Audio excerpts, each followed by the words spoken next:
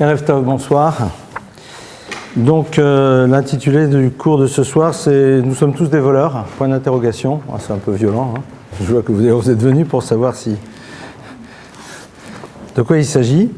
Alors, on va, si vous le voulez bien, travailler sur deux notions cette semaine, que l'on retrouve toutes les deux par rapport à cette thématique. Donc on est dans la paracha de Behar, et dans cette paracha-là, à un moment, le texte nous dit la chose suivante. Il va nous dire donc, hop là, on arrive au verset. Ki amur achicha. Alors attendez un instant. Non, c'est pas encore là. Ubater hatzerim. Voilà.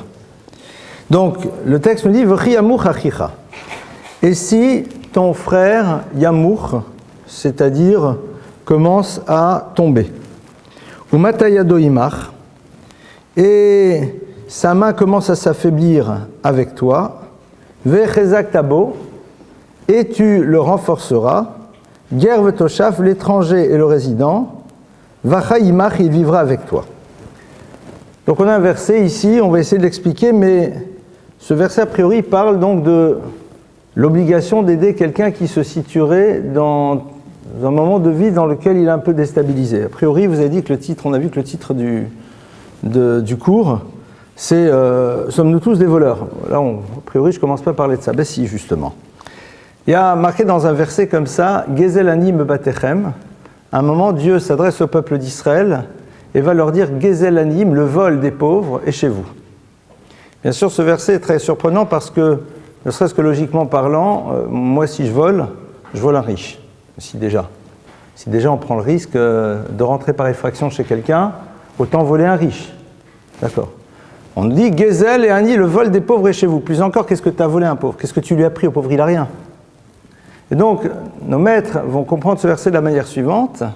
Gezel Ani me batechem, le vol des pauvres est chez vous. Traduction, ce que vous auriez dû leur apporter pour leur permettre de vivre se trouve toujours chez vous, et quelque part vous êtes des voleurs.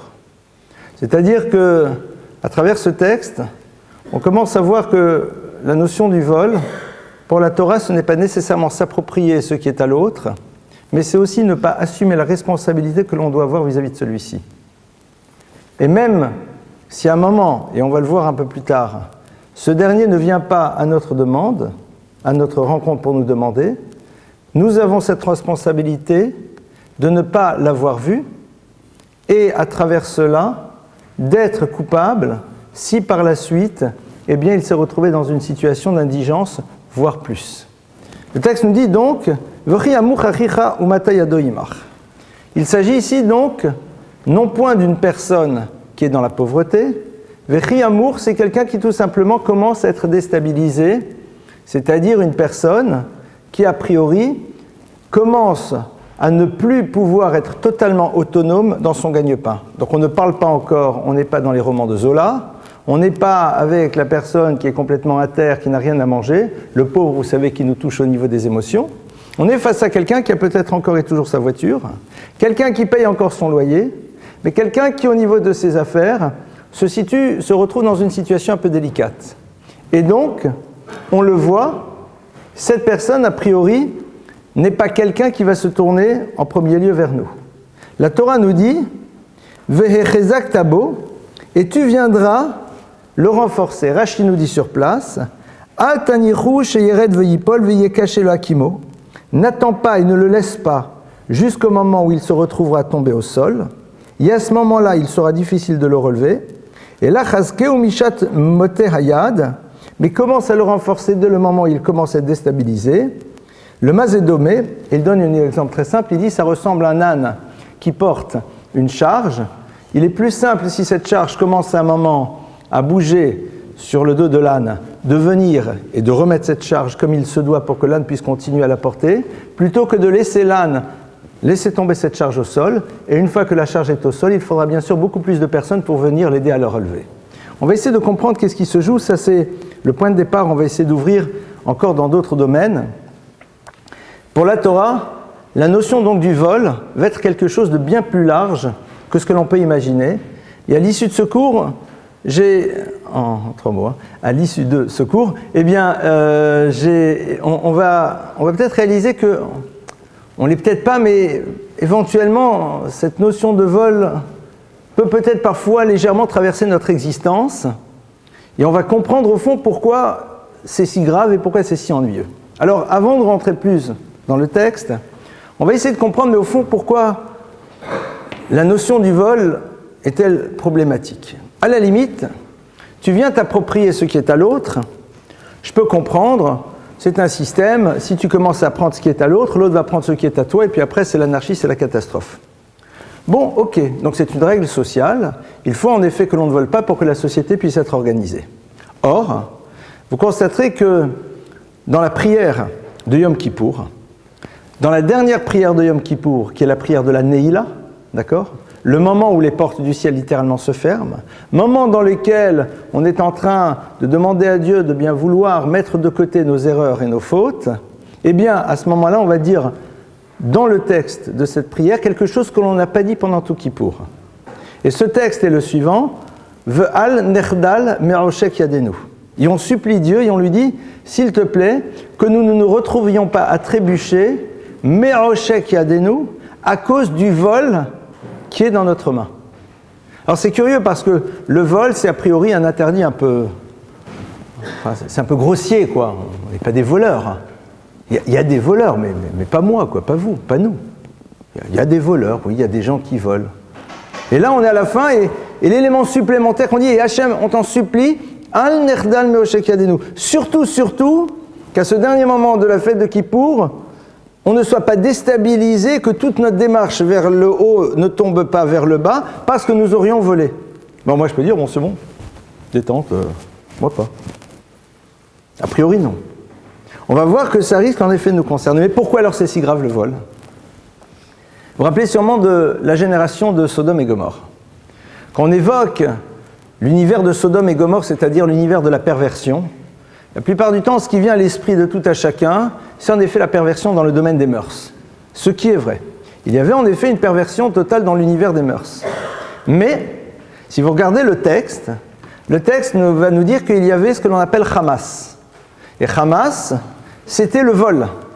Et le maître du Talmud va nous dire que la conclusion, c'est-à-dire le moment où Dieu va décider que Sodome et Gomorrhe est une société qui n'a plus sa place, c'est lié au fait qu'ils étaient dans un système dans lequel ils se volaient les uns les autres. Nous, on imaginerait a priori le contraire. Ça, c'est un problème social. Qu'en effet, la société, il y avait des problèmes de vol. Bon, ben, qu'est-ce que Dieu intervient ? À la limite, laisse-nous gérer le dossier. On se débrouille. Les meilleurs volent les moins bons, et puis, wait and see, on se débrouille. À la limite, l'immoralité, la perversion, ça, en effet, c'est quelque chose sur lequel Dieu peut s'intéresser. Mais ça, qu'est-ce que tu viens faire là-dedans ? On a l'impression que c'est une forme d'atteinte majeure à la divinité. Alors, pour comprendre cela, on va prendre un autre texte. Cet autre texte, vous le connaissez, j'ai dû l'évoquer un jour dans un cours, je ne sais pas quand d'ailleurs, c'est la fameuse histoire de la fuite de Yaakov devant son frère Esav. On va rappeler très rapidement les faits. Yaakov, donc le troisième des patriarches, a un frère qui s'appelle Esav, Ésaü, qui lui en veut à mort parce qu'il considère qu'il lui a volé son droit d'aînesse. Ils se séparent, et un beau jour, donc, Yaakov, qui est en train de repartir vers la terre d'Israël avec épouse et enfants, apprend que Esav arrive à sa rencontre avec 400 cavaliers. Yaakov est pris, dit le texte, d'une grande angoisse, il ne sait pas ce qui va se passer. Est-ce que Esav vient avec des instincts belliqueux pour régler des comptes il y a plusieurs dizaines d'années ? Et donc, il essaye de prendre la fuite, en tout cas, il s'organise. Et le texte nous dit qu'à un moment, Yaakov repart en arrière seul. Il rebrousse chemin, alors que son frère arrive par derrière. C'est-à-dire, il repart en arrière quasiment à sa rencontre, seul, de nuit. Pourquoi ? Parce qu'il se rappelle qu'il a oublié des petites cruches en terre de l'autre côté du fleuve, d'un cours d'eau qu'il a traversé, et il veut absolument les récupérer. Il ne s'agit pas ici de pierres précieuses. Il ne s'agit pas ici, pardonnez-moi, de pierres précieuses. Il ne s'agit pas d'une vaisselle d'or et d'argent. Il s'agit de ce qu'on appelle pachim ktanim, c'est-à-dire de toutes petites cruches. Et Yaakov repart en arrière, se met en danger. Et le texte nous dit qu'en effet, les gens élevés du niveau de Yaakov, leur argent leur est plus cher que leur propre vie. Alors c'est encore plus compliqué cette histoire. Parce que là déjà, on a vu une certaine vision de ce qu'on appellerait aujourd'hui le religieux, mais alors tu t'imagines, c'est-à-dire l'argent plus important que la vie. Et on le décrit comme ça. Et c'est pour ça qu'il repart en arrière. Parmi les différentes explications de texte, parce qu'il y en a de multiples, je vais partager avec vous celle-ci. En effet, Yaakov, en tant que tzaddik, en tant qu'être juste, ne peut s'imaginer gâcher un des éléments qui a été mis à sa disposition, parce que mettre de côté quelque chose qui a été mis à sa disposition, c'est l'empêcher de réaliser pleinement son projet. C'est-à-dire que Yaakov, c'est très bien qu'à travers son mouvement, il est en train de donner un enseignement fondateur à tous ceux qui seront la continuité de Yaakov, c'est-à-dire le peuple d'Israël. Il est en train de leur dire que la vie n'a de sens que dans la mesure où tu utilises ce qu'on a mis à ta disposition pour réaliser ton projet. Voler, c'est empêcher l'autre de construire son projet. C'est s'approprier quelque chose dont il avait besoin pour pouvoir réaliser son projet d'existence. À partir du moment où je le vole, je suis en train de décider qu'il n'a pas au fond une raison d'être, puisque je l'empêche de réaliser son projet. Et ça, c'est quelque part la pire des choses. Dans l'univers de l'immoralité, je ne récuse pas à l'autre le droit à l'existence, la preuve, c'est que j'en ai besoin pour pouvoir vivre ce que j'ai envie de vivre. Dans l'univers du vol, je suis en train de dire à l'autre, dans ce monde-ci, tu possèdes un certain nombre de choses, je me les approprie, donc je décide que tu n'as pas de projet. Je décide que tu n'as rien à réaliser. La preuve, c'est que les outils qui ont été mis à ta disposition, je me les approprie. C'est le déni du projet de l'autre, c'est quelque part considérer que lorsque Dieu a mis un individu sur terre, avec une certaine raison, eh bien je considère que Dieu avait tort, que cet homme n'avait pas sa place et qu'il n'avait pas de raison d'exister. On va, sur la base de ça, réaliser qu'au fond, la problématique du vol, ce n'est pas juste s'approprier l'avoir de l'autre, mais enlever de l'autre des éléments qui lui permettent de réaliser son projet d'existence, ou alors gâcher ces éléments-là, et donc ne pas lui permettre de s'accomplir pleinement. On va le retrouver dans d'autres phénomènes de vol. On a ici donc le texte qui nous dit « Ki amur achicha » lorsque tu verras ton frère être dans un état de déstabilisation. Le fait que tu vois ton frère dans cet état-là révèle que dans ton projet à toi, tu as une obligation de lui donner les moyens de continuer à être indépendant. C'est-à-dire que l'idée de dire chacun sa vie, chacun son chemin, et au fond, comme dirait l'autre, c'est son mazal, c'est faux. Parce que si son mazal c'était de tout perdre, on ne te l'aurait pas fait rencontrer. Le fait que tu le vois, le fait que tu sois en face de lui, montre bien que dans l'économie de l'univers, ton projet à toi, c'est de consacrer une partie de ton avoir pour lui permettre à lui d'être dans la continuité de son histoire. Ne pas vouloir voir que ta présence est là pour ça, c'est mettre de côté l'idée d'un projet global au niveau du monde par le créateur de l'univers. C'est-à-dire que derrière ça, je dis non. Je considère que ma présence face à un manque n'est que fortuite, et elle n'est pas chez moi, elle n'est pas là pour créer une obligation, parce que c'est la raison pour laquelle je m'y trouve. Pour la Torah, la responsabilité que l'on a de donner à l'autre, c'est une obligation. Si je ne l'assume pas, je suis un voleur. Pourquoi ? Parce que maintenant, l'autre va perdre son indépendance. En perdant son indépendance, eh bien, il va perdre ce qui lui permettra d'accomplir son projet. Ah, mais s'il devait accomplir son projet, Dieu aurait dû lui donner. Mais bien sûr, Dieu lui donne. Via qui ? Via toi. Tu es le vecteur qui est là pour apporter à l'autre quelque chose à un instant T de sa vie, pour qu'il puisse créer le projet qui doit être le sien. Parce que pour la Torah, nous ne sommes pas dans un système dans lequel, eh bien, ce que l'autre a, c'est ce qu'il a, et s'il ne l'a pas, c'est son problème. Si moi, j'ai les moyens de lui donner ce qu'il n'a pas, c'est que ce que j'ai chez moi, c'est un dépôt qui attend le moment dans lequel il va devoir se retrouver chez lui.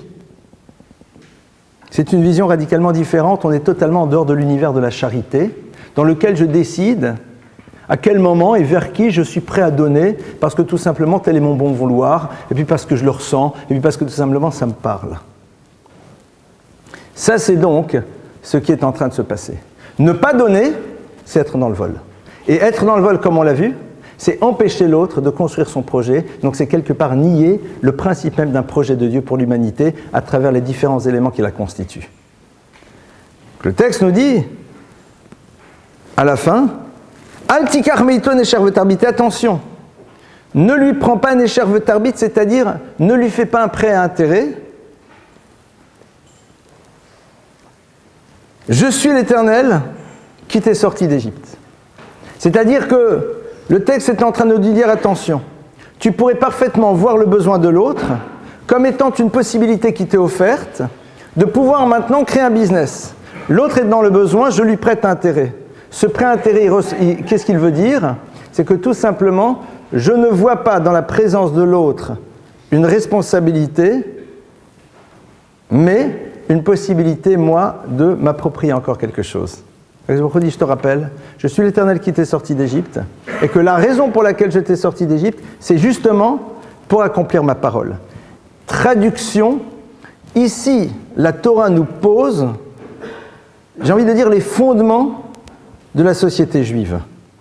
La Torah ici nous pose les fondements d'un système dans lequel je ne vais pas exploiter à un moment la difficulté de l'autre en voyant dans celle-ci la proposition que Dieu me fait de m'enrichir. Dieu n'a pas besoin de faire en telle sorte que l'autre soit déstabilisé pour pouvoir me donner ce dont j'ai besoin. C'est une autre lecture. Je ne profite pas, je ne joue pas l'avantage. Mais tu vas dire, mais si je lui donne les moyens, alors peut-être que l'autre va se reprendre et peut-être qu'il va faire du business et peut-être que son business va être le meilleur que le mien. Et pourquoi pas? Et pourquoi pas? Par extension, lorsque je vois que l'autre a besoin d'un élément pour pouvoir réaliser son projet et que moi je peux le lui donner, je me dois de le lui donner. Ah mais si je le lui donne, que se passera-t-il dans ma propre existence? C'est pas ton problème, c'est un problème d'émouna, de foi. On va, sur la base de ça, analyser maintenant un texte qui va élargir toute cette problématique-là, donc du vol. Donc on a vu en première partie que pour la Torah, le vol, c'est de ne pas assumer ses responsabilités vis-à-vis de l'autre. Et on a vu que l'enjeu derrière le vol, c'était tout simplement d'être dans le déni du projet de l'autre, donc quelque part de mettre de côté l'idée qu'il y a un projet pour l'univers. Une fois que la Torah nous dit « Vechezak tabo », c'est-à-dire « donne à l'autre les moyens d'être indépendant », c'est intéressant parce que le texte nous dit, Rachid nous dit, mais attention, c'est comme l'âne. L'âne, il va faire tomber sa charge, il va falloir être beaucoup plus. Le texte annonce déjà, mais de toute façon, tu n'auras pas le choix, mon frère. Parce que le jour où il sera au sol, tu auras l'obligation. C'est-à-dire, tu ne pourras pas utiliser le fameux Semin Hashamaïm pour plaindre l'autre avec beaucoup de pitié, et c'est comme ça, que veux-tu, et c'est un bien pour un mal, ou un mal pour un bien, nanani, c'est les phrases comme ça. Non. Tu auras dit, mais attends, il est au sol, tu le remontes. Il est au sol, tu le remontes. Mais pour le maintenir, il fallait mettre 10 000 euros. Maintenant, il va falloir que tu en mettes 100 000, mon frère. Ah. Comme ça nous dit la Torah. Alors maintenant, sois intelligent. Tu veux mettre 100 000 ou tu veux mettre 10 000? Chacun son mazal, ça n'existe pas. Parce que si le mazal de l'autre c'était de perdre, tu ne l'aurais pas rencontré. Si le fait au moment où il perd, il te rencontre, c'est que quelque part, Akadosh Baruch Hu veut te donner à toi la mission qui est tienne vis-à-vis de ce tiers. Il t'a choisi comme vecteur. Il t'a choisi comme vecteur. Tu es le vecteur de ce que Dieu veut apporter à l'autre. C'est la raison pour laquelle Agma nous dit que celui qui se retrouve à un moment déstabilisé dans le besoin fait plus pour celui qui lui donne que le contraire. Parce qu'il révèle à l'autre qu'il a eu la chance d'être le vecteur qui va permettre à quelqu'un de continuer à exister. Or, il y a un principe dans la tradition juive qui dit la chose suivante, pardonnez-moi, me galgelim zochut al yedei zakai.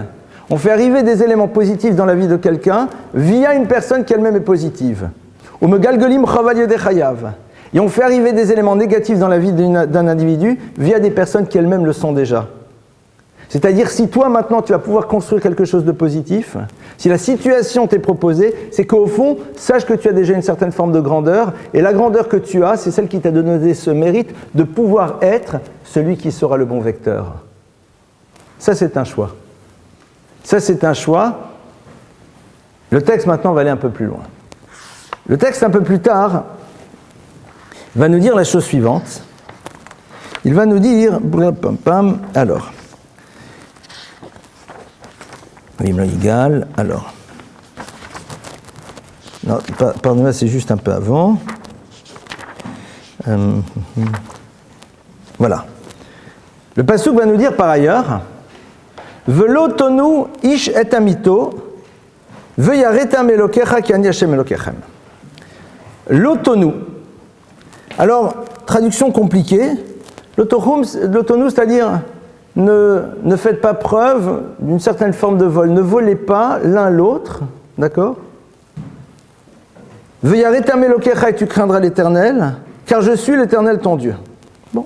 Ce terme de l'otonu désigne une forme de vol, mais qui n'est pas véritablement le vol. Et les maîtres du Talmud, dans le traité de Baba Metzia, vont nous expliquer de quoi il s'agit. Que Shem Sheona b'mekar b'memkar, karona bidvarim. Il nous dit en effet, de la même manière qu'il y a l'interdiction de Ona, du vol, dans memkar ou memkar, le business, il existe le même interdit au niveau des paroles. Alors c'est quoi Ona b'memkar ou memkar?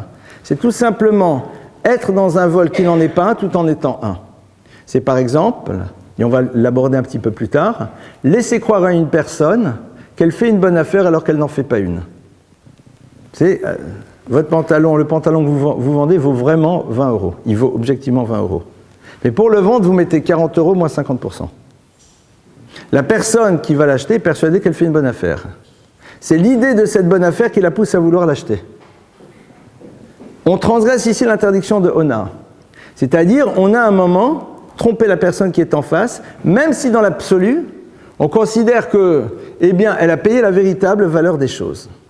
C'est donc toutes sortes de tromperies, toutes sortes de manières un peu surprenantes dans lesquelles on va mal agir vis-à-vis de l'autre, et a priori, on ne peut pas véritablement nous attraper là-dessus. Et la Gemara nous dit, il existe le même principe au niveau des paroles.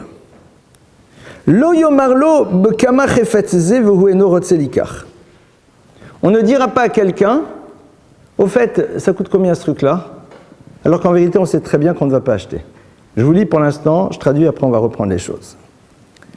Imayabal tshuva, si c'était quelqu'un qui s'était repenti par rapport à de mauvaises actions, lo yomarlo zechor maasecha rishonim, il ne lui dira pas, rappelle-toi un petit peu quand même de ton passé, mon frère. Im ou ben gerim lo yomar lo zochor maaseh avotecha.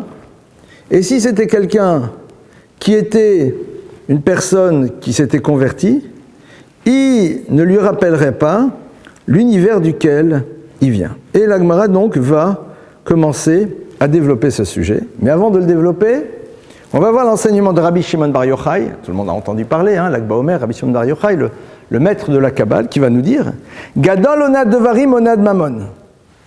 Plus importante et plus grave est cette manière de parler que d'une tromperie au niveau financier. Et il nous apporte un certain nombre de versets qui nous le prouvent. Et il va plus loin.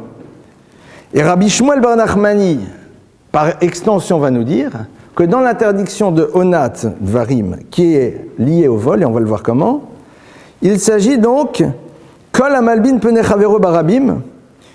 Il s'agit aussi de celui qui fait honte à quelqu'un en public, à propos duquel il est marqué qu'il n'a pas de part au monde futur.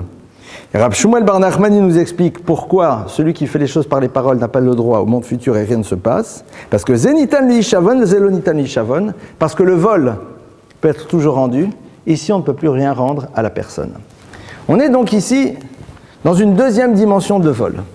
La Ona, c'est la tromperie qui est liée à l'interdiction du vol. Il y a deux types de Ona. Il y a ce que l'on appelle Gezeldat, c'est-à-dire voler l'esprit de l'autre.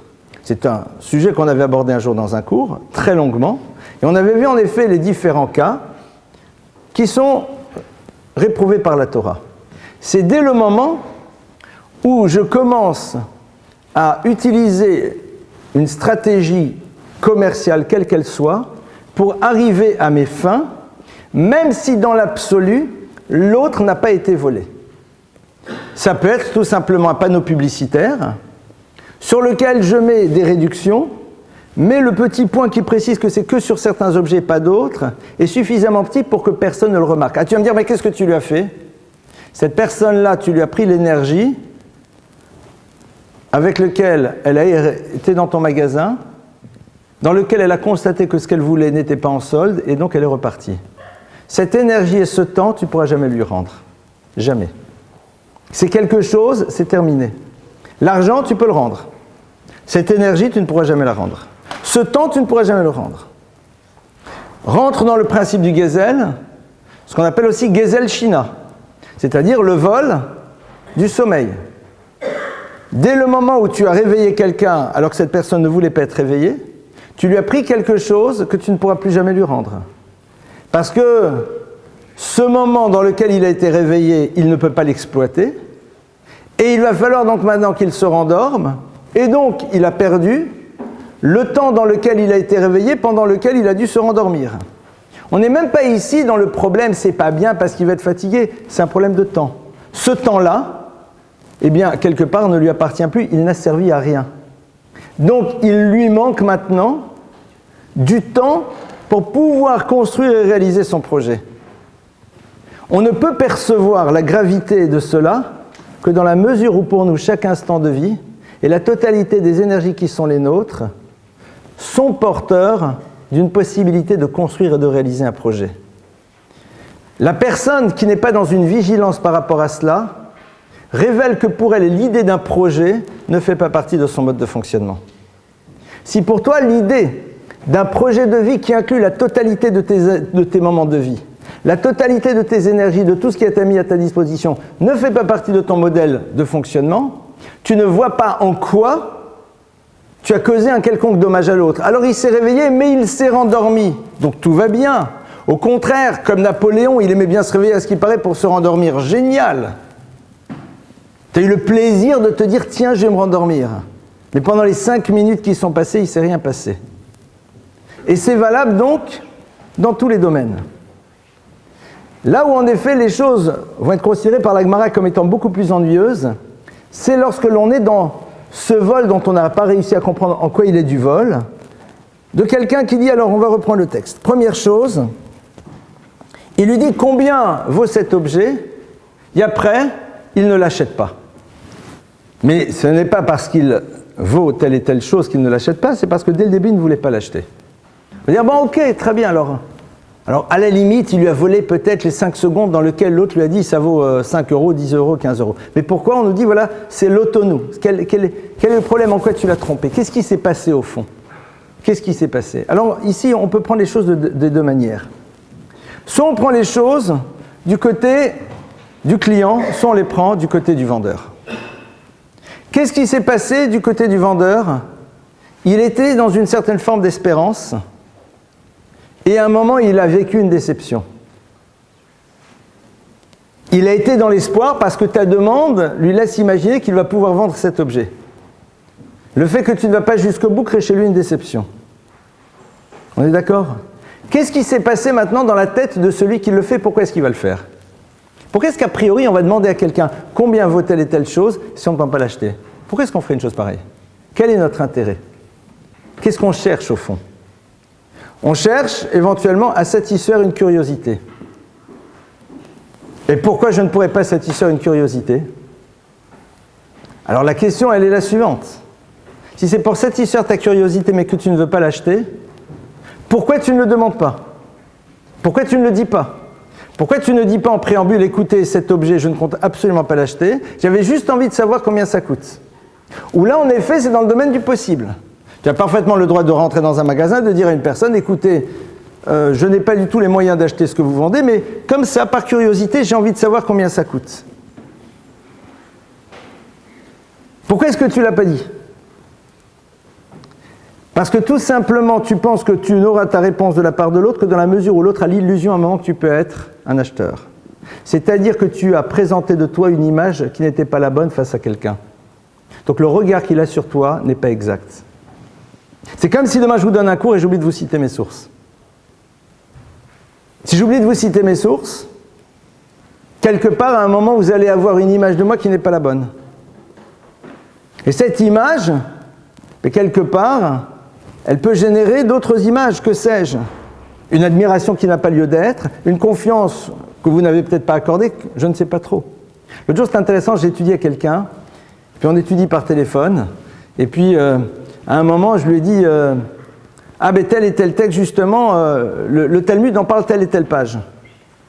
Et donc je vais chercher le Talmud et puis j'ouvre et puis je lui dis voilà. Et l'autre après me dit ah, je suis jaloux. Alors je lui dis de quoi? Et il me dit de votre connaissance. Je lui dis mais pas du tout, la référence était marquée à côté dans mon livre. Je vais dire mais pourquoi j'ai besoin de le lui dire? Bon, je le dis parce que comme je savais que j'allais donner le cours, faut pas exagérer quoi. Donc, mais pourquoi? Parce que l'autre à un moment va avoir une image qui n'est pas exacte de ce que je suis. D'une grandeur que je n'ai pas. Quelque part, il me donnera peut-être un crédit supplémentaire. Ou alors il dira à d'autres que je suis quelqu'un qui connaît beaucoup alors que j'en connais pas vraiment. Et donc sur la base de ça, peut-être les autres vont me poser des questions auxquelles je n'oserais pas ne pas répondre parce que tout simplement si on les demande, eh ben, c'est qu'on pense que je sais et j'ai pas envie de montrer que je sais pas. Et on rentre dans un système et dans une spirale dans lequel au fond, tout est désorganisé. Et quelque part, la Torah te dit, voilà, ça c'est l'image du vol. Parce qu'à un moment, on a vu que le vol, c'est prendre à l'autre quelque chose qui lui empêche de réaliser son projet. Quand vous construisez de l'autre une image qui n'est pas la sienne, vous risquez de lui demander de créer un projet qui n'est pas le sien à travers l'image qu'il pense avoir de lui ou que vous pensez avoir de lui. Et c'est ça au fond le drame. Le drame, il est là. C'est qu'à un moment, vous allez jouer, on va jouer dans une cour qui n'est pas la nôtre, on va jouer une partition qui n'est pas la nôtre. Donc on passe à côté d'une histoire, de notre histoire, et l'autre va passer à côté de son histoire. Il va perdre son temps à venir me poser des questions dans l'illusion que j'ai le savoir que je n'ai pas véritablement. Il entendra, dans le meilleur des cas, une réponse « je ne sais pas », il aura perdu du temps à me l'avoir posée. Et dans le pire des cas, je n'oserais pas lui dire que je ne sais pas, je lui dirai une réponse qui n'est pas la bonne, et je risque de l'aiguiller dans un univers qui n'est pas le sien. Je lui ai volé sa vie. Je lui ai volé sa vie, c'est-à-dire des éléments de sa vie ne pourront pas exister parce que tout simplement, j'ai construit de moi une image. Donc celui qui vient et qui dit « ça coûte combien ?» L'autre, il le voit et dit « tiens, c'est un acheteur. » Donc il a une autre image de moi. Faire en telle sorte qu'à travers une parole, l'autre construise une image différente de la nôtre, c'est réorganiser complètement le monde des relations avec toutes les conséquences qu'on peut avoir. Donc c'est pour ça que la première Onat Dvarim, elle est là. Elle n'est pas que ça se fait pas, c'est honteux, non. Par contre, si tu lui dis je ne veux pas acheter, mais je te demande le prix, à aucun moment il te voit comme acheteur, donc il ne te donne pas une posture qui n'est pas la tienne. Il sait parfaitement que tu n'es pas quelqu'un qui peut acheter, donc ce que tu es reste ce que c'est. Quand tu vas venir et tu vas dire, et on dit que le Gezeldat, voler l'autre, c'est aussi ne pas citer ses sources. Parce que c'est de nouveau la même chose. L'autre va s'imaginer que tu es ce que tu n'es pas. Et donc à partir de ça, c'est la relation qui change. Et puisque la relation change, c'est toute l'organisation du système qui change. Gezeldat, ça peut dire quoi aussi? Vous vous rappelez pour ceux qui avaient assisté à ce cours, puisqu'on avait abordé à un moment que ce point-là, et pas les autres. Gezeldat, c'était, vous êtes invité quelque part, c'est une bar mitzvah, c'est un mariage en Israël, aux États-Unis, là où vous voulez, et puis il se trouve qu'à la date du mariage, vous y êtes. Et vous laissez croire à l'autre personne qui est persuadée que vous avez fait l'effort de venir, que vous êtes venu exclusivement pour cela. Je veux dire, c'est quoi le problème? Le problème, c'est que l'autre se sent redevable. Et sa redevabilité va l'amener à faire des choses qu'il n'aurait peut-être pas fait dans un temps normal. C'est-à-dire peut-être à son tour se déplacer, alors que pour lui, ça aurait été peut-être compliqué. On désorganise le monde de la relation. Parce que l'autre a l'illusion que j'ai fait quelque chose, alors qu'en vérité, je n'ai jamais rien fait. C'est tout le système qui se retrouve désorganisé. La seule permission que la halakha nous donne, c'est si l'autre, vous lui dites « Je suis très heureux d'être à ton mariage, je suis tellement content que ton mariage ait lieu juste au moment où on était en Israël, c'est un tel bonheur », ce qui est au fond une phrase très jolie, et que l'autre, non, ça le vexe, genre, si ça n'avait pas été là, alors on peut ne rien dire.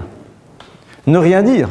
Pourquoi? Parce que sinon, ça va lui faire du mal de voir qu'en effet, nous n'aurions pas été prêts à faire l'effort parce que dans son imaginaire, il pense qu'on aurait dû le faire. Mais en dehors de ce cas-là, pour préserver la relation d'une tension, on se doit de dire les choses. On se doit de les dire. Pourquoi? Comme on a vu, ça coûte combien? L'image n'est plus la même. Donc tout le système est désorganisé.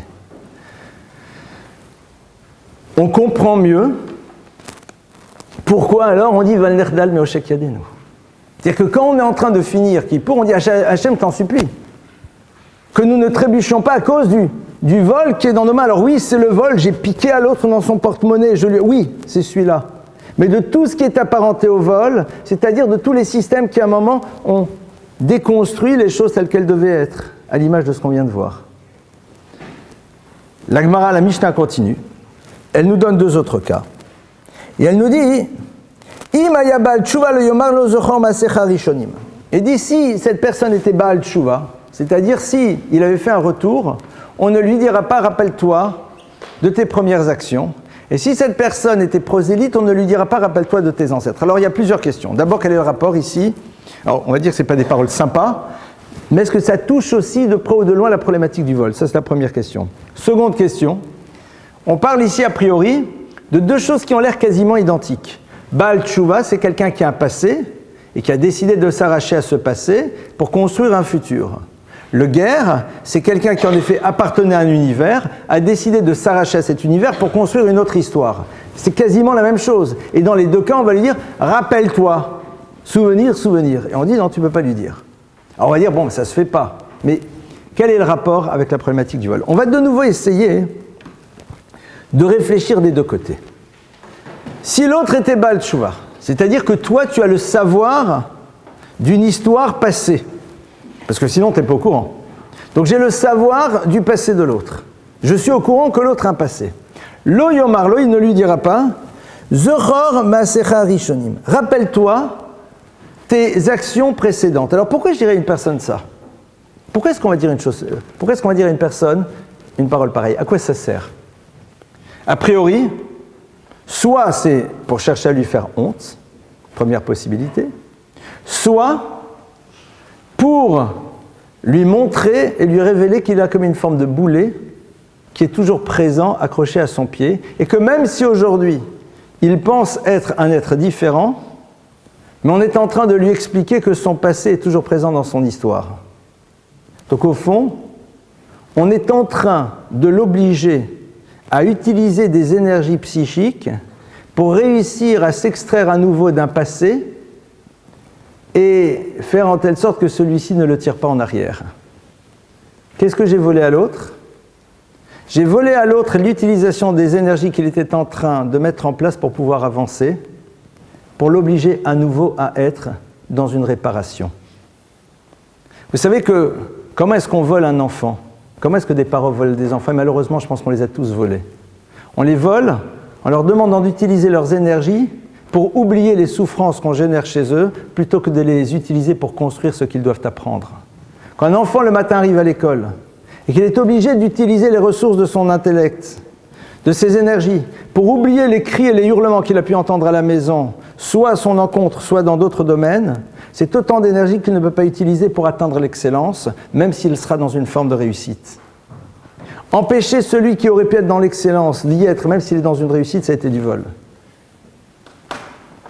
Parce que tout simplement, ce qui aurait pu amener vers le haut va être utilisé pour réparer ce que l'on a fait pour tirer vers le bas. Le Baal Tshuva, c'est quelqu'un qui à un moment a décidé que son passé était derrière lui et que maintenant il allait de l'avant. En lui disant « rappelle-toi », on le replonge dans ce passé et donc on l'oblige maintenant à s'en extraire à nouveau, même si dans le monde de l'action, il en est déjà sorti. Au-delà de la honte, on est en train de le voler, c'est-à-dire de l'obliger à utiliser des énergies alors qu'il n'a plus besoin de les utiliser puisqu'il est Baal Tshuva, il est le propriétaire de cette Tshuva, ça y est, c'est bon, c'est passé. Et on peut faire ça dans tous les univers, hein, dans l'univers des relations, dans l'univers du couple. Ouais, hein, tu te rappelles à l'époque comment tu étais, tu te rappelles, on remet le couvert, quoi, et encore, et alors, hein, souvenir, hop, next. Et là, on perd 2 heures pour dire oui, mais c'est vrai, mais toi aussi. Concrètement, qu'est-ce qu'on a fait? On s'est volé mutuellement. Ça sert à strictement rien, mais rien de rien. Et la force du Satan, justement, c'est d'introduire sans arrêt ça. Pas pour qu'il y ait des tensions, pour que l'on perde son temps. Pour qu'il y ait cette perte de temps qui est au fond la chose la plus précieuse que nous possédions dans l'existence. Ça, c'est donc le Baal Tshuva. Maintenant, qu'est-ce qui se passe au niveau du guerre? C'est quoi le prosélyte? Le prosélyte, c'est beaucoup plus fin. Parce que, au contraire, lui avant n'était pas dans l'interdit, n'était pas dans la faute. Il n'est pas juif, donc non concerné par les commandements de la Torah. Et d'une certaine manière, il n'a pas à avoir honte d'un passé puisqu'il n'y était pas soumis. Il n'a pas à avoir honte des crevettes et autres homards qu'il a pu consommer, vu que personne ne lui a interdit d'en consommer. Il n'a pas à avoir honte des dysfonctionnements qui n'en étaient pas, puisque la loi qui le concerne, eh bien, n'en parlait pas.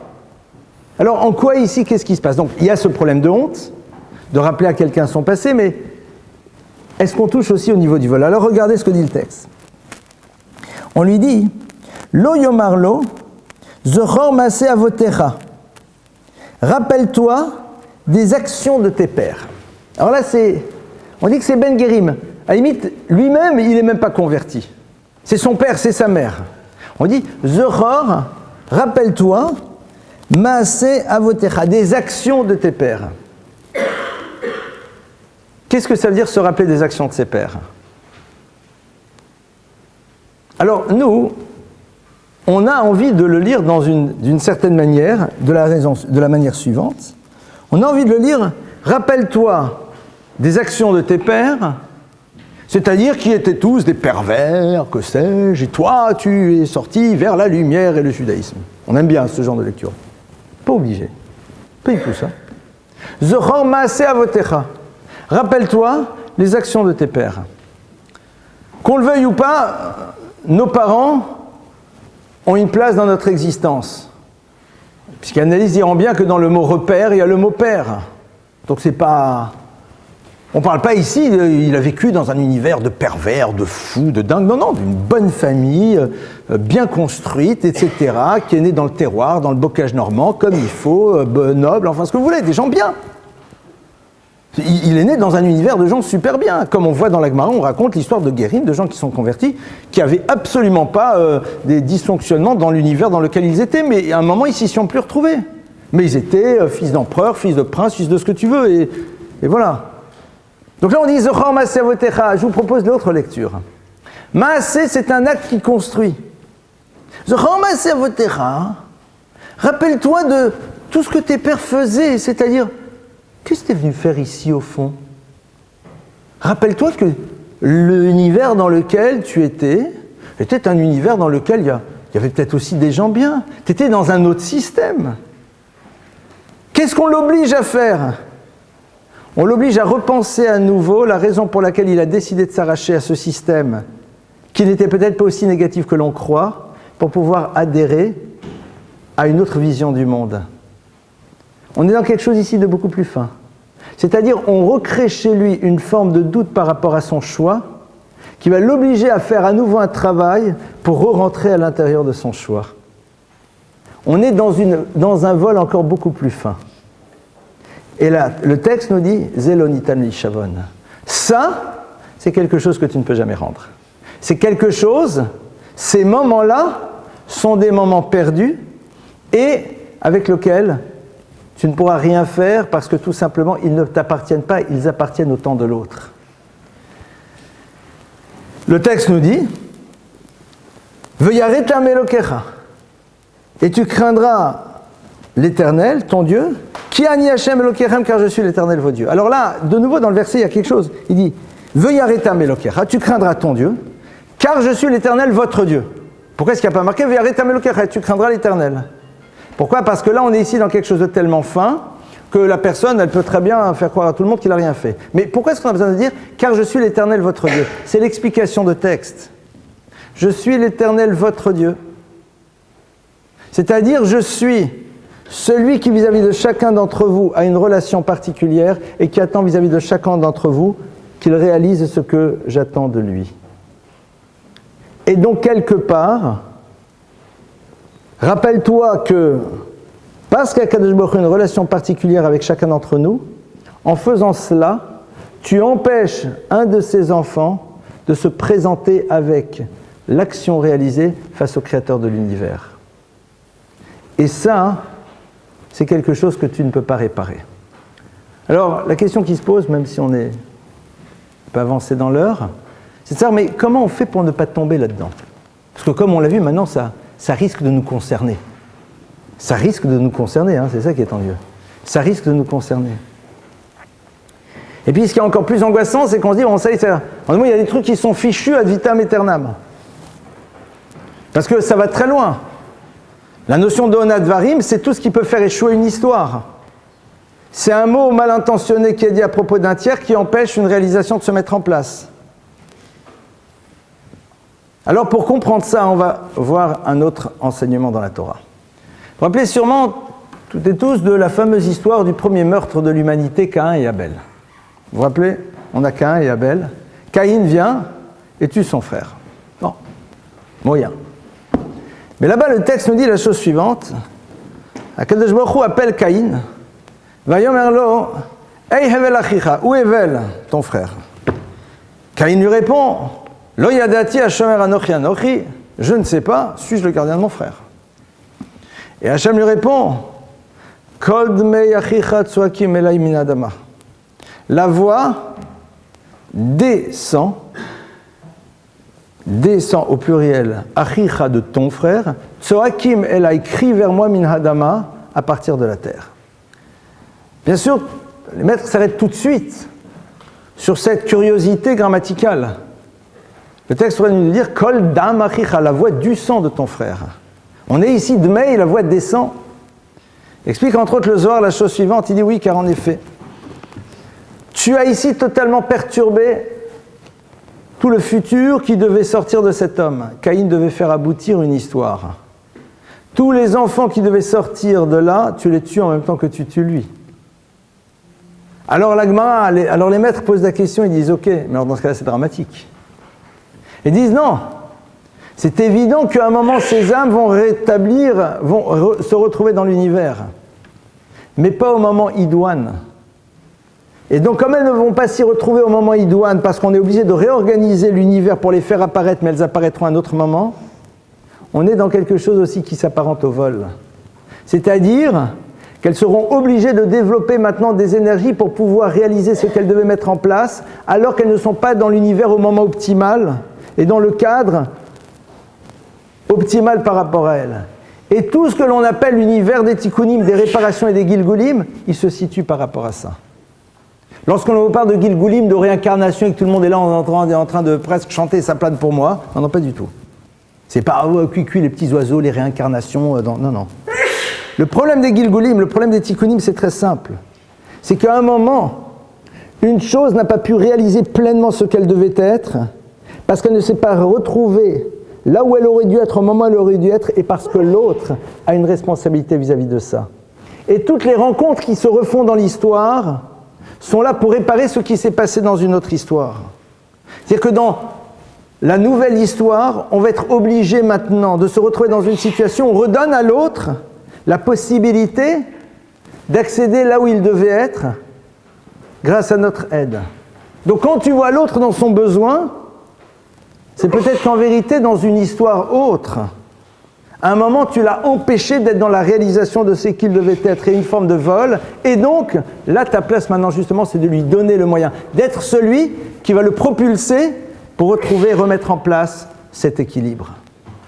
Comment est-ce qu'on fait pour ne pas tomber, justement, dans ce vol? Comment est-ce qu'on fait pour ça? Alors là, il y a une technique, au fond, qui est très simple. C'est peut-être repenser la relation que nous avons au temps.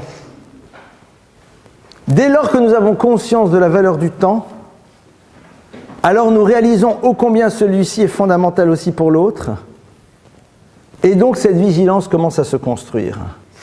Celui qui ne donne pas de valeur au temps, eh bien n'est pas capable de réaliser en quoi le dysfonctionnement qu'il a vis-à-vis de l'autre lui fait perdre son temps et son énergie, qui l'empêcherait de réaliser des choses.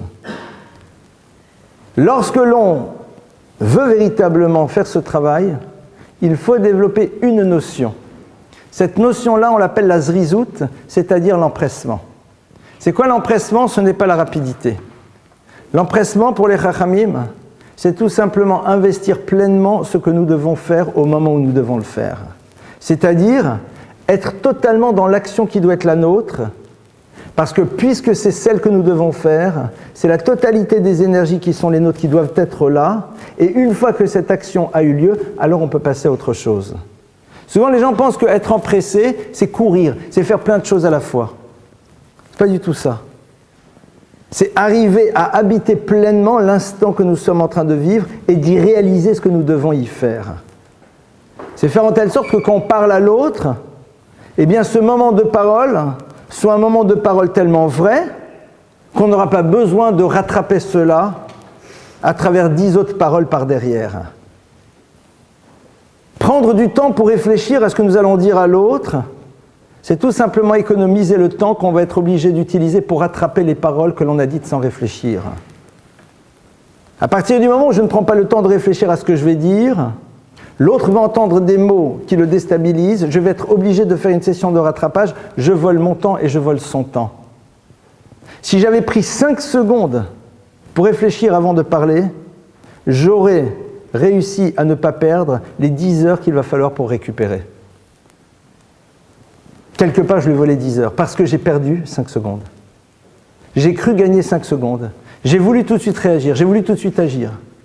Et imaginez, ça peut être valable dans plein de situations, même dans des situations de business, dans des situations de gestion. On est là, on arrive devant, non c'est bon, je sais, il faut aller par là. Allez, vas-y mon frère, on va tous à droite. Ça, vous êtes tout le monde, c'est sûr, on va arriver à tout le monde un jour. Et tout le monde y va. Et puis au bout de 10 minutes, on réalise que ce n'était pas le bon chemin, donc 10 minutes de retour. 10 minutes fois combien de personnes? Tu as fait part de combien de temps? À combien de personnes? On va dire, si c'est une promenade, on s'en fiche. Parce que l'idée, c'était de se promener 2 heures. Et tu te promènes 2 heures en faisant des allers-retours parce que tu t'es perdu, à la limite, tu t'es promené. C'est pas le sujet. Mais imaginez que ça soit dans le domaine du travail. C'est-à-dire cette absence de lenteur. Parce que tu penses que la zrisout, c'est dans l'immédiateté et dans la rapidité. Quelque part, tu as volé des choses. On est dans un monde dans lequel celui qui réagit tout de suite, qui dit tout de suite, qui fait tout de suite est applaudi. Celui qui prend le temps de se poser, de réfléchir, celui qui n'est pas dans l'immédiateté, au contraire, est considéré comme quelqu'un de peu intelligent, de peu entreprenant, de que sais-je. C'est exactement le contraire. Si tu réfléchis 10 minutes avant de parler à la personne qui est en face de toi, et tu réalises qu'au fond, ça ne sert à rien de lui parler pour pouvoir l'amener là où elle ne veut pas aller, alors tu ne lui feras pas perdre du temps et toi-même, tu ne te feras pas perdre du temps. Vous ne vous êtes pas volés mutuellement. Si tu te poses la question du pourquoi du mot que tu vas prononcer et que tu n'as pas de réponse, alors pourquoi tu le prononces? Et à la fois, tu te prends une énergie à toi-même et tu vas utiliser l'énergie de l'autre alors qu'il n'y aura rien qui va s'élaborer, rien qui va se construire. Vous imaginez bien que c'est quelque chose qui est un peu difficile à faire exister immédiatement.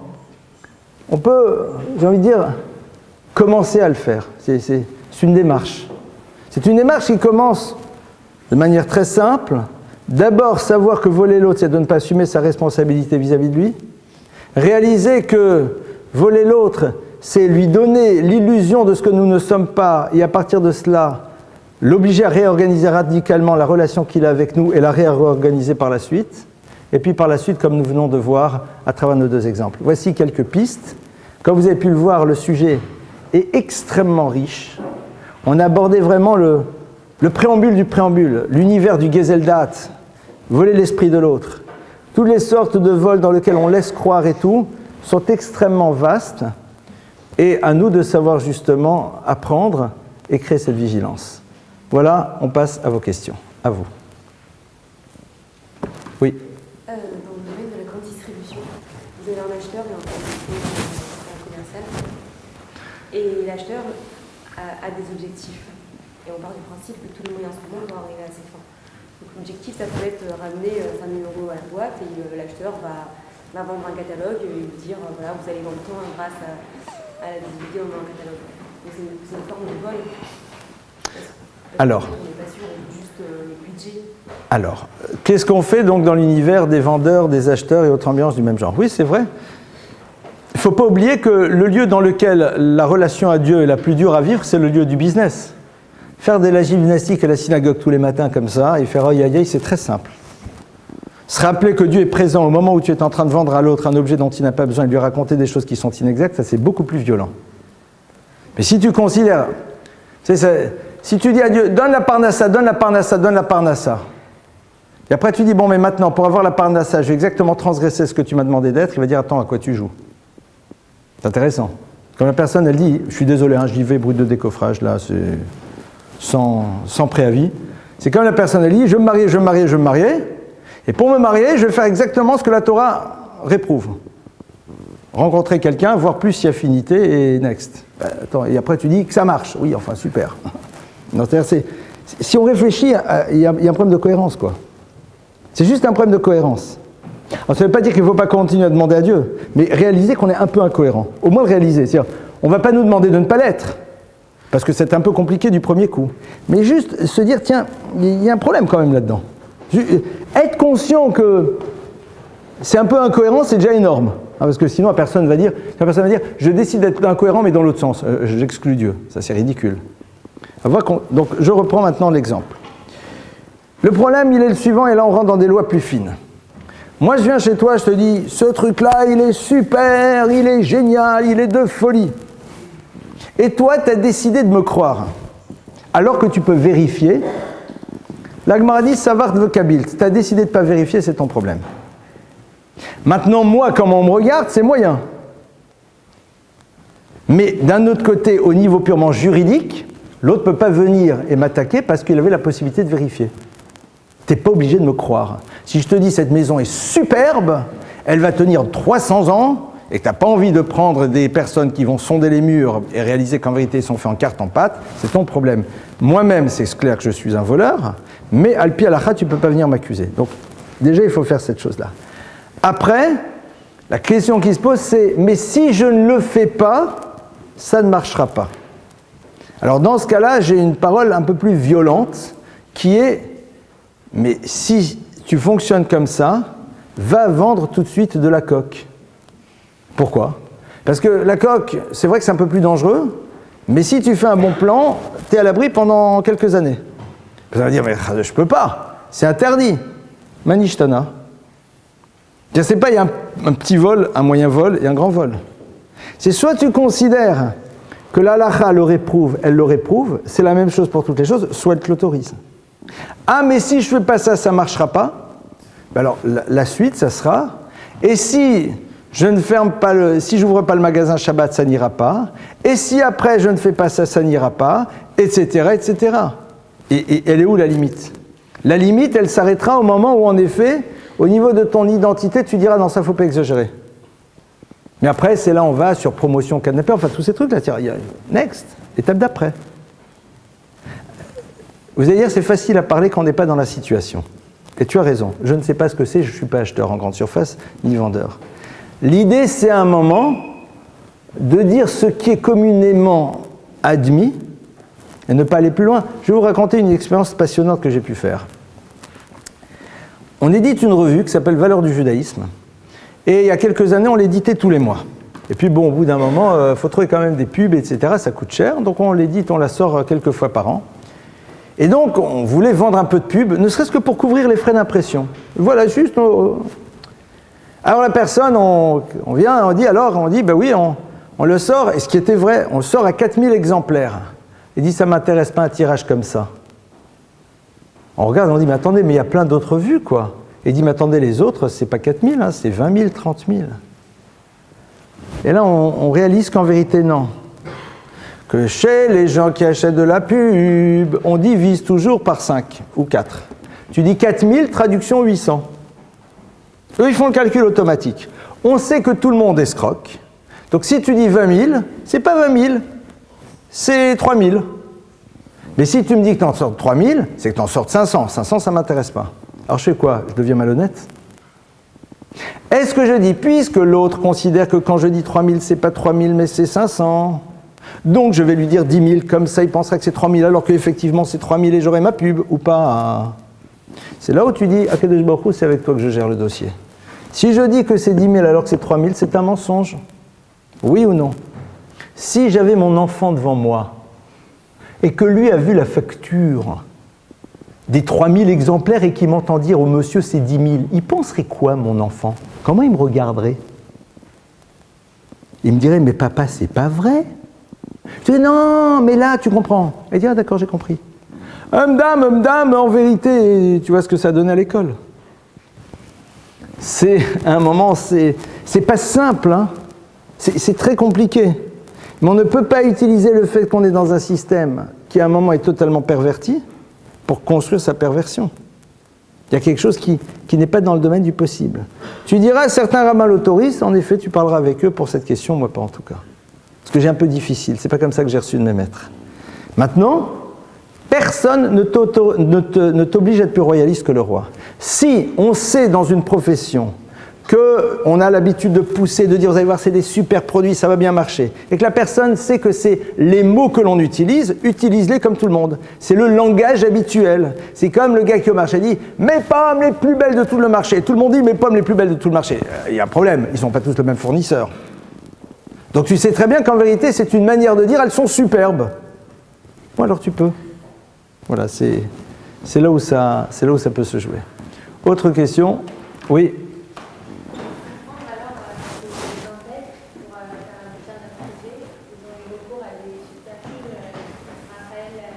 Excellente question.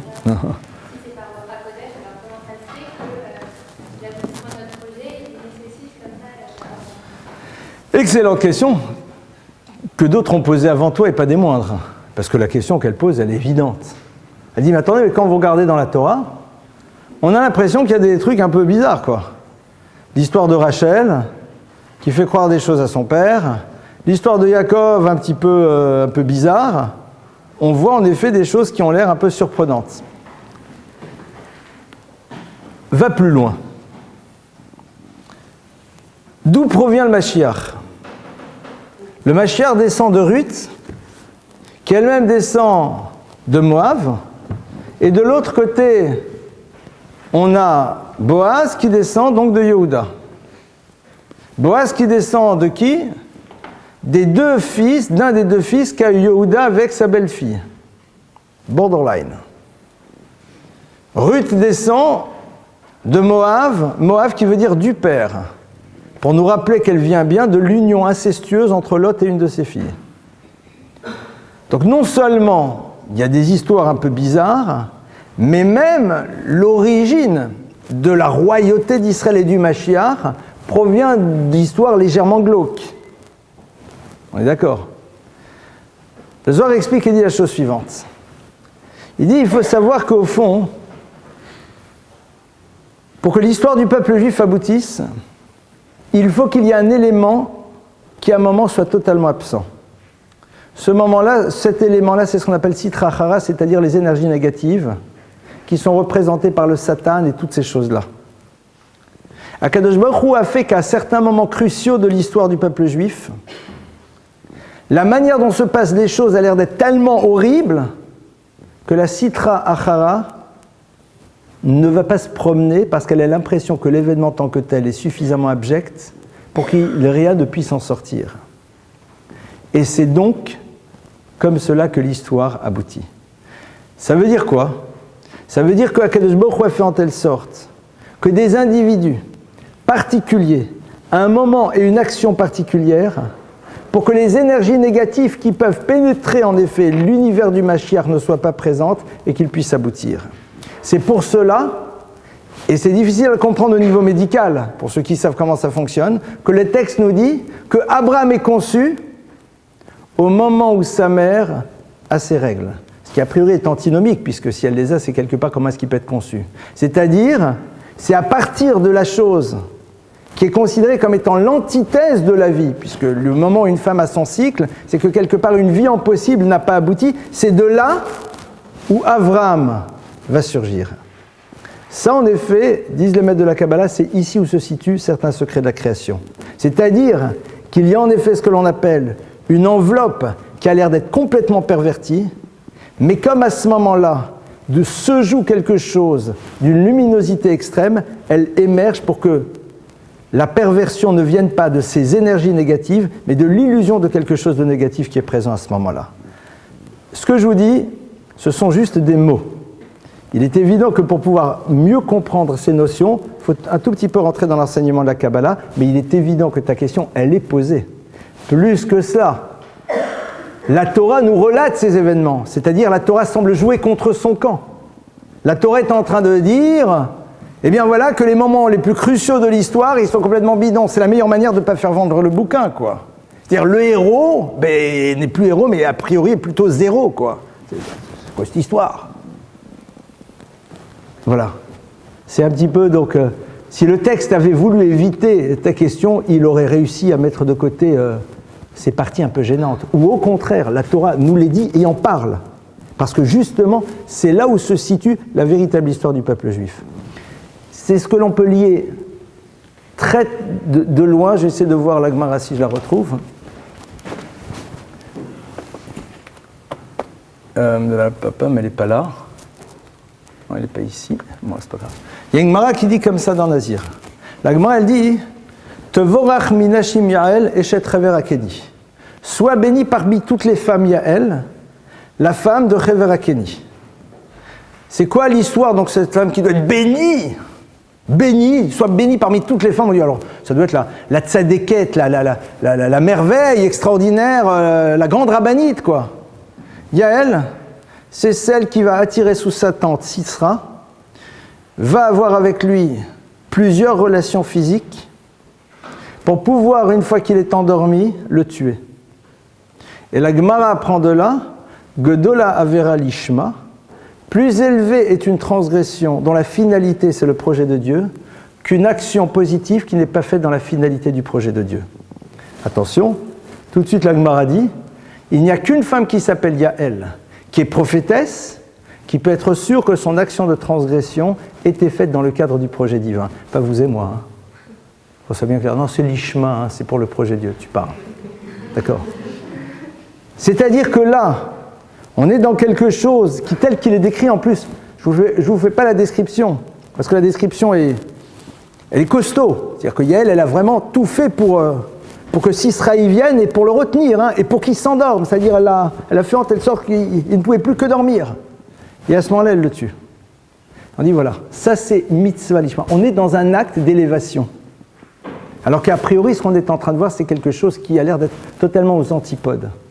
C'est là où en effet se situent certains secrets de la création, puisque derrière cela, c'est le nitzot, c'est-à-dire c'est l'étincelle divine qui est en train de se révéler, parce que l'on sait que dans chaque élément, même le plus perverti de l'univers, est présent une partie du divin, parce que si une partie du divin n'était pas là, cet élément ne pourrait pas exister.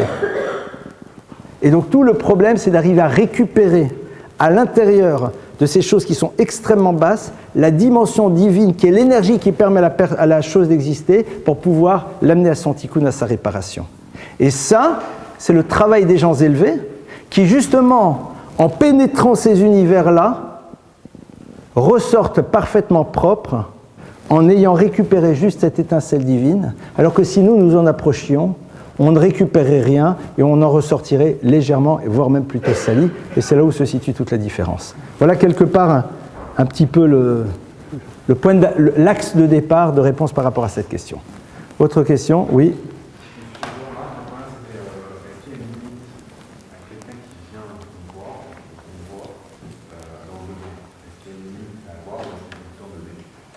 D'accord.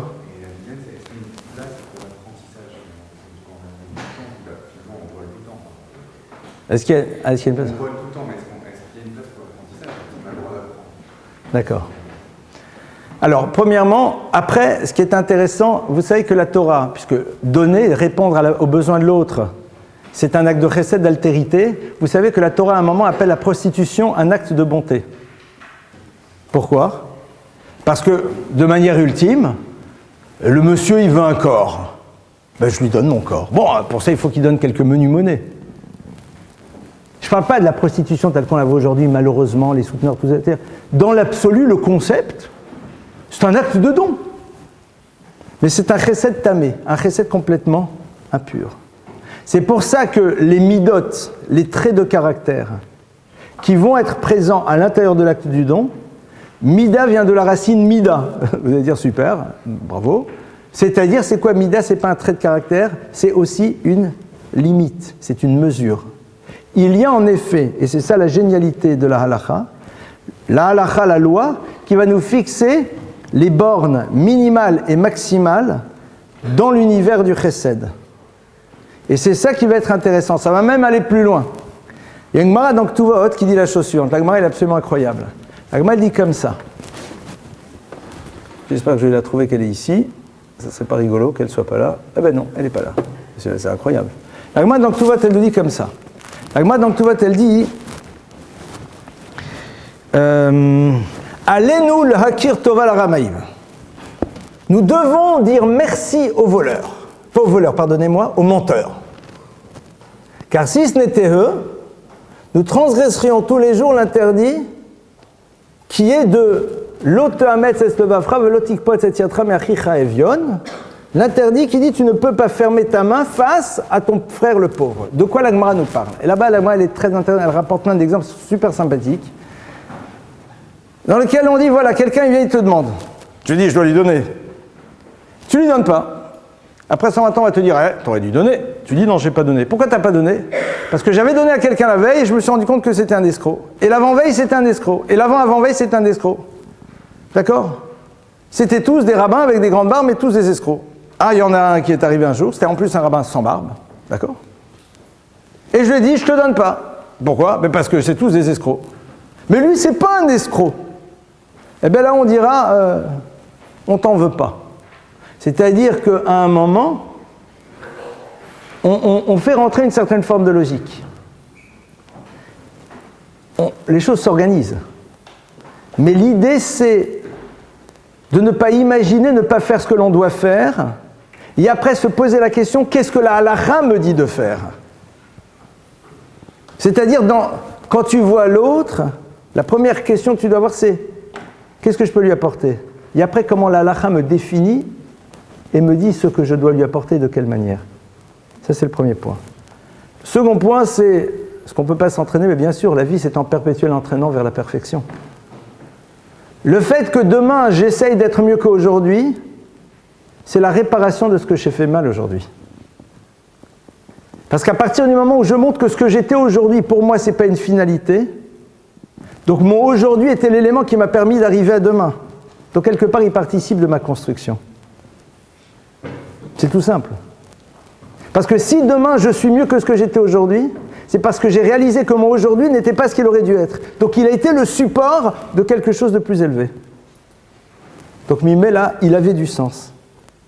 C'est pour ça que la pire des choses, c'est quand un aujourd'hui n'amène pas un demain. Quand justement on reste figé, statique. Ça c'est la pire des choses. Parce qu'il suffit que le hier et le aujourd'hui soient la même chose, mais ne soient pas ce qu'ils auraient dû être, et c'est là où on me bloque. C'est l'idée du mouvement perpétuel du juif. Mais c'est ça qui est génial. On s'ennuie jamais, quoi. On s'ennuie jamais. Très bien, on va arrêter ici. Alors, à propos de ne jamais s'ennuyer, plusieurs choses. La première, on va vous donner les petits papiers, vous allez les remplir. Hein, d'accord? Ah, ils ont été distribués. La seconde, demain soir, il y a une occasion exceptionnelle qui se présente à vous. On a, pour la seconde fois à Paris, on fait venir le Rav Forman. Le Rav Forman va parler en anglais avec traduction simultanée. C'est la synagogue de la Roquette. Il va parler de Rachel et Léa et le secret des mandragores. Alors, Rav Forman est un Rav américain qui est assez incroyable.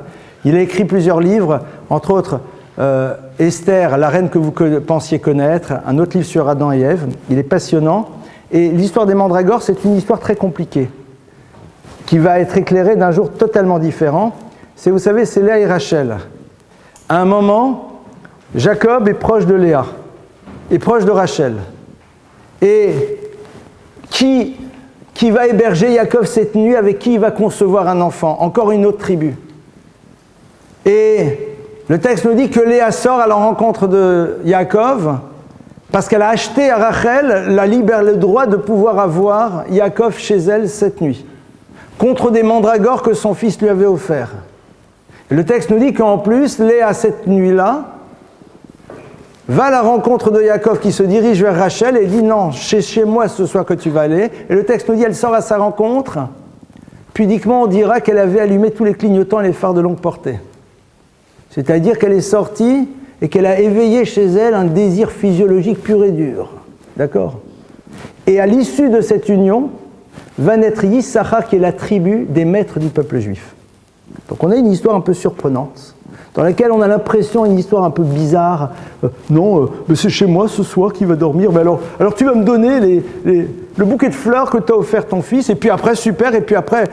Elle va chez lui et puis bon, voilà, tout clignotant allumé et puis c'est la tribu des maîtres. Qu'est-ce qui s'est passé dans cette histoire? Suite demain soir.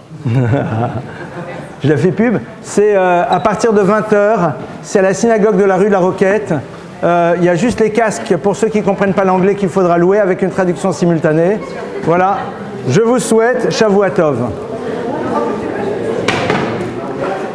Alors juste pour information, les personnes qui sont intéressées, Bezrat Hashem, cette semaine, mercredi, jeudi, vendredi, Shabbat, j'aurai le plaisir d'être à Los Angeles pour donner une série